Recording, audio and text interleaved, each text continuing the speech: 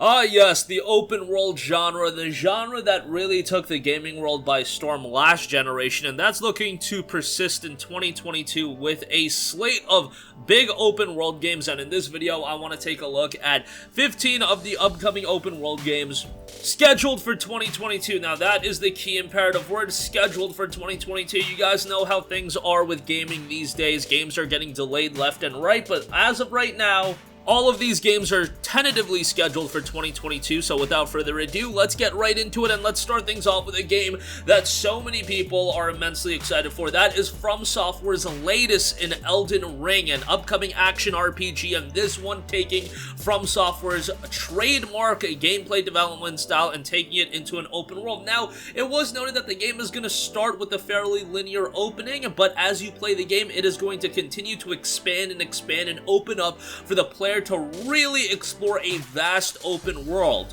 From Software has delivered banger after banger, and I would expect Elden Ring to really follow in that footstep, and I would expect it to be the most ambitious game that they've done thus far. Also, of course, they do have input from fantasy novelist George R.R. Martin. You guys might be familiar with him, and the game should be something special. It is scheduled for a release in January 21st of 2022. Next up, we have Pokemon Legends Arceus. Now, I would say the majority of people had some sort of fandom with Pokemon growing up. You might even have fandom towards Pokemon now.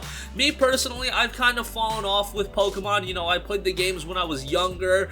The newer generations just don't really do it for me. I'll play them here and there, but I won't invest as much time as I used to back in the day. However, when I first saw Pokemon Legends Arceus, this is exactly what I want to see out of Pokemon. Something completely different, something a bit revolutionary in the context of Pokemon, and that looks to be what we're getting out of Pokemon Legends Arceus, an open world action RPG that is more reminiscent to a game like The Legend of Zelda Breath of the Wild. That's the common comparison point. And it is more of a origin story, which I think could be absolutely fascinating if handled right. I really hope this is something that Nintendo and the Pokemon Company do a little bit more with Pokemon, trying different things, and Pokemon Legends Arceus is something that I believe will absolutely deliver. I believe it will sell very well, and I think it's the bit of a refresh that Pokemon needs. I mean, they're still going to do their traditional Pokemon games. They're going to do all those games. They're doing Pokemon Brilliant Diamond and Shining Pearl. They're going to do a new generation, but to also have games like this that cater towards people that like Pokemon, that appreciate Pokemon, but don't want to play the traditional Pokemon game anymore, or maybe just want to try something different. That's what Legends Arceus is offering, and it has the potential to be really something special when it drops on January 28th.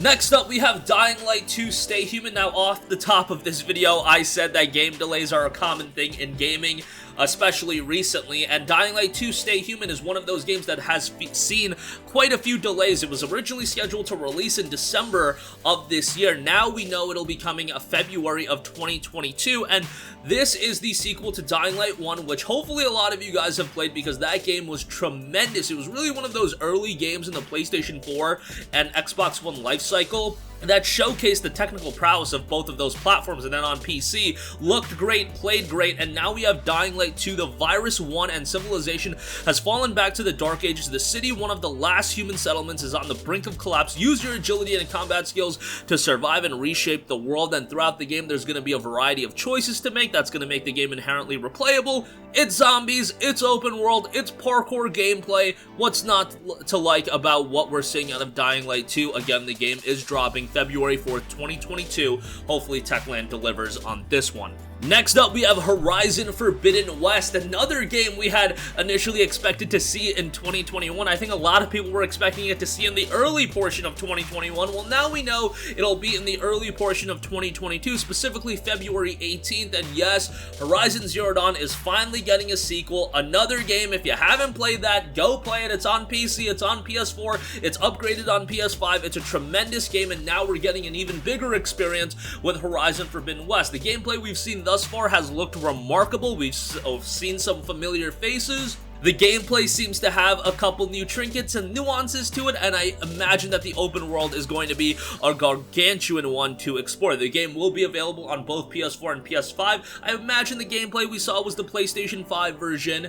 and it was looking pretty good from a visual standpoint, and again, I imagine that it's going to have a vast open world to explore. Horizon Zero Dawn was pretty enormous in terms of the amount of things to do, the size of the world, and the amount of content it had, and Horizon Forbidden West, I expect it to amp up quite a bit, again, dropping February 18th. Next up, we have Saints Row. Yes, Saints Row. It's not Saints Row 5, it's not a new Saints Row in the sense of a numbered entry, rather it is a reboot of the Saints Row franchise, which definitely is going to be a little bit controversial to some people. I know a lot of people had affinity towards Saints Row the 3rd and Saints Row 4, but now we have a bit of a refresh, and Saints Row is set in a fictional city based in the American Southwest. It's currently under control by 3 criminal gangs, and it's up to you to assemble a new gang from dissatisfied members of the other gangs and to seize power from them. These new members are going to be by your side and have very distinct personalities. The city itself is broken down into 9 districts, and surprisingly, the game is right around the corner, coming February 25th. Volition, in my opinion, is a very talented studio. Not every one of their games are home runs, not every single one of their games are perfect. There is a little bit of roughness around the edges to Volition titles, but I feel like that's a bit of the charm with Volition and Saints Row games, and I hope Saints Row kind of has the heart and soul of what Saints Row has had in the past, but also freshening up the series. Saints Row is dropping February 25th. Next up, we have a game I am incredibly excited for, and that is Stalker 2 Heart of Chernobyl, coming April 28th. Stalker has been a franchise that I've been super into on PC. The games are a little bit dated at this point, but if you want challenging games, go to Stalker. If you want a bit of realism in your open world games, go to Stalker, and Stalker 2 Heart of Chernobyl is looking to amp that up quite a bit. I think when a lot of people look at Stalker, they're going to think of something like Metro, and that comparison is definitely apt. It's more of an atmospheric game, it's more of an immersive game, but do expect Stalker 2 to have a bit of challenge. Maybe it won't be for the faint of heart, but I do think it's going to be a game a lot of people enjoy. It's going to be a part of Xbox Game Pass. We know it's going to be on PC and Xbox at this point, potentially coming sometime down the line on PlayStation 5 as well, but the game looks fantastic based on what we've seen thus far, and we'll see a full release come April the 28th.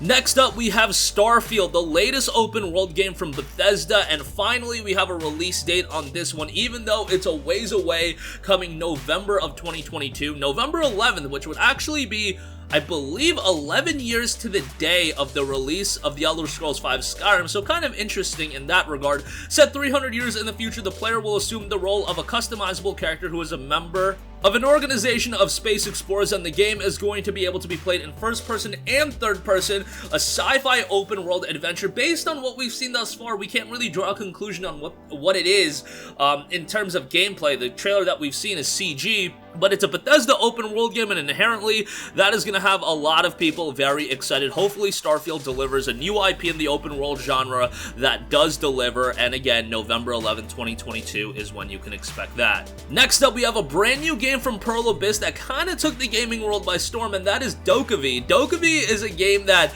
I was not expecting to be as impressed by as I was. We got the debut premiere gameplay trailer at Gamescom 2021, and wow, Pearl Abyss does it again from a visual standpoint. The game looks remarkable. It'll be interesting to see how high end of a PC you're going to need to run this, but it'll be on PlayStation 5 as well, and Xbox Series X, but from a visual standpoint, it looks gorgeous. I mean, the gameplay reveal trailer had a little bit of jankiness to it, but I'm sure it's a game that is still very much under production, and it's going to get better and better as development progresses. DokeV is described as a creature-collecting open-world action-adventure with intriguing stories and set in a unique, vibrant world. Meet Dokkaebi, whimsical creatures that live side by side with humans and encourage people's dreams from which they gain strength. The gorgeous and colorful world of Dokkaebi is brimming with activities, stories, and experiences, so get ready to befriend tons of Dokkaebi, embark on an adventure, and rock the world. Who knows, they may be dancing around you even now. Pretty charming game, pretty cute game.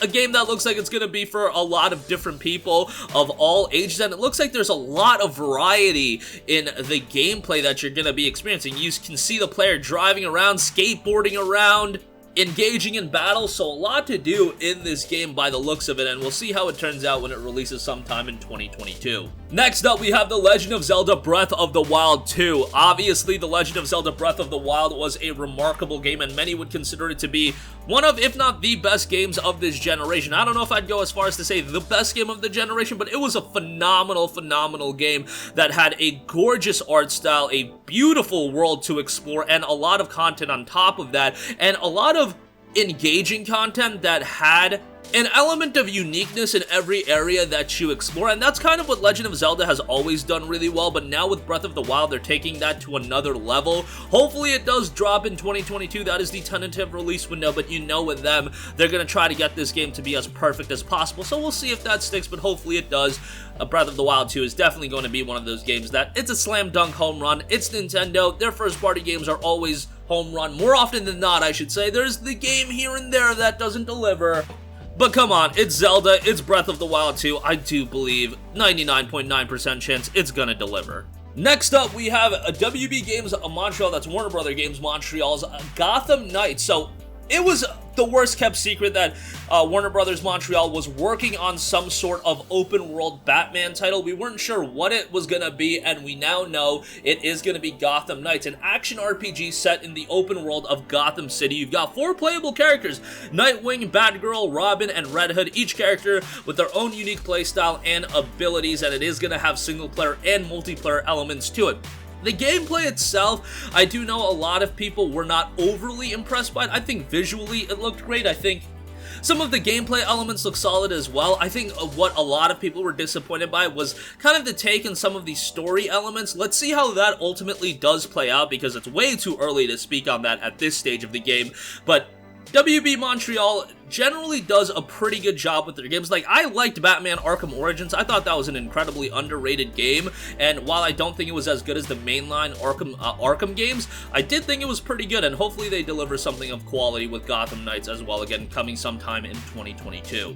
Next up, we have the latest game from Square Enix and Luminous Production. That is Forspoken. Luminous Production obviously had a hand in the development of Final Fantasy 15, and while Final Fantasy 15 wasn't the best game in the world, I think some people did have their issues with the storytelling of that game. I won't get into that at this point. Forspoken, from a world design standpoint, I mean, the terrain and attention to detail in this game looks absolutely ridiculous, and so far, based on the trailers we've seen thus far, it does look to have a story emphasis as well. Music sounds pretty good as well. We'll see how the game ultimately turns out. Like, Final Fantasy 15 to me personally was not my cup of tea. I love the gameplay in the game. I thought the combat system was great, but there was a lot of things that I didn't really vibe with that game. I really hope they get back on track with Forspoken and deliver something of high quality, because it's obvious that the studio as a whole has a lot of potential, and the Luminous engine itself seems like a remarkable engine, so hopefully it's showcased properly with the release of Forspoken sometime in 2022 on PC and PlayStation 5. Next up, we have Arcane Studios' latest title in Redfall. Yeah, Arcane's been quite busy. Dishonored, Prey, they just dropped Deathloop, and now they're doing Redfall as well, an open-world action-adventure first-person shooter scheduled for sometime in the middle of 2022, single-player and multiplayer.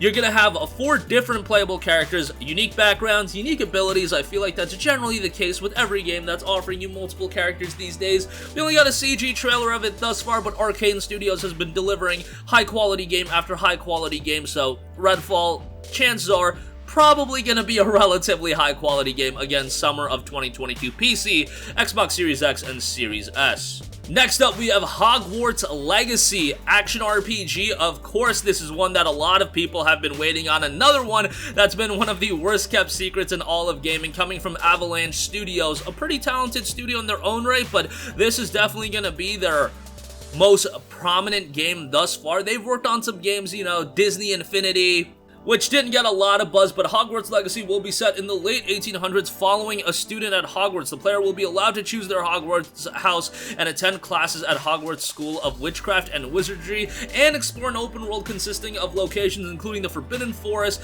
and Hogsmeade Village. Obviously, a lot of people are going to be right into this game from the setting.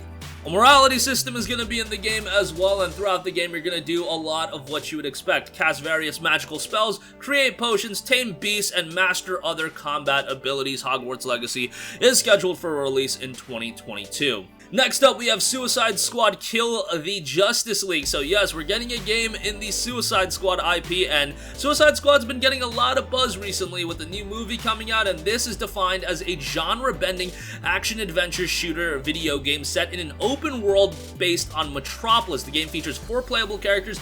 You've got Harley Quinn, you've got Deadshot, Captain Boomerang, and King Shark. You can play the game solo, but you can also play the game as a 4-player co-op multiplayer title. This is done by Rocksteady, and Rocksteady has been one of the most prominent studios in the last decade working on all of the Arkham games. Obviously, 2015 was their last title with Arkham Knight. 2016, they did drop Arkham VR, but in terms of big budget titles, Arkham Knight. And now, after a long layoff, they are coming back with Suicide Squad Kill the Justice League. Hopefully, this creates another branch of high-quality titles for them to release. And lastly, we have Crimson Desert, which is another game from Pearl Abyss, and just like DokeV, Crimson Desert, from a visual standpoint, is absolutely staggering. It'll be interesting to see if this can actually run on the PlayStation 4 and Xbox One, because it wasn't noted to come to those platforms. I have a hard time believing that, but the game itself, from a combat standpoint, looks to have some slick action gameplay. Visuals are absolutely stunning, and it looks like it has a narrative focus as well, so we'll see how the game ultimately turns out. Hopefully it is out sometime in 2022. This one I could see being pushed to sometime in 2023, but that's gonna do it for me. Again, a ton of compelling open world titles looking to be released in 2022. Even if a few of them get delayed, I'm sure others will get announced for a 2022 release, and it's gonna be a busy year for open world titles. That's it for me. Sound off with all of your thoughts in the comments section down below. Thank you for watching, and goodbye.